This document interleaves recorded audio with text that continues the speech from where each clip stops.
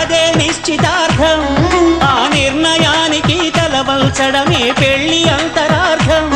శతమానం భవతి అంటుంది శ్రావణ మాసం.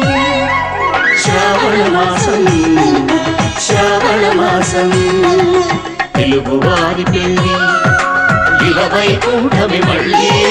సంప్రదాయమే సౌందర్యంగా సాగుతున్న పెళ్లి, ఇది తెలుగువారి పెళ్లి.